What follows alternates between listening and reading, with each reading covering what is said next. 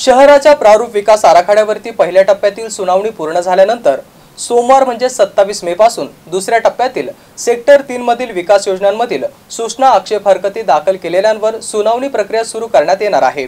प्रशासनाकडून आक्षेपकर्त्यांना नोटिसा बजावून बोलवण्यात आले असल्याची माहिती प्रशासनाकडून देण्यात आली आहे। शहरातील प्रारूप विकास आराखड्यातील पहिल्या टप्प्यातील सुनावणी प्रक्रिया गेल्या 20 मे रोजी पूर्ण झाल्यानंतर दुसऱ्या टप्प्यातील आक्षेप हरकती सूचना याविषयी दाखल केलेल्या आक्षेपवर सोमवारी अर्थात 27 मे पासून शासन नियुक्ती समितीद्वारे सुनावणी प्रक्रिया घेण्यात येणार आहे। या सुनावणीत सेक्टर 3 चा समावेश असणार असून यांना अगोदर सुनावणीसाठी नोटिसा बजावून बोलवण्यात आले असल्याची माहिती प्रशासनाकडून देण्यात आली आहे।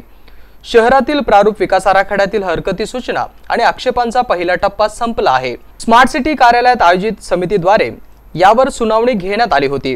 या पहिल्या टप्प्यात मोठ्या संख्येने आक्षेप कृत्यांची संख्या होती। शेवटच्या दिवशी 360 जवळपास लोकांची सुनावणी घेण्यात आली। यामध्ये 3 सेक्टरमध्ये टीपी रस्त्यांची आक्षेपांचा समावेश होता। दुसरा टप्पा सोमवारी 27 मे पासून सुरू होणार आहे।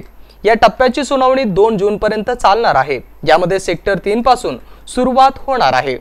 प्रारूप विकास आराखड्यावरती 8584 हरकती सूचना प्राप्त झाल्या आहेत। या हरकती सूचनांवर स्मार्ट सिटी कार्यालयात सुनावणी घेतली जात आहे। सुनावणीसाठी शासनाने 4 सदस्यीय समिती गठीत केली आहे। या समितीसमोर 15 ते 20 मे दरम्यान पहिला टप्पा घेण्यात आला। सुनावणीचा दुसरा टप्पा 27 मे 2 जून असा असणार आहे। तिसरा टप्पा 6 जून ते 12 जून असा असणार आहे।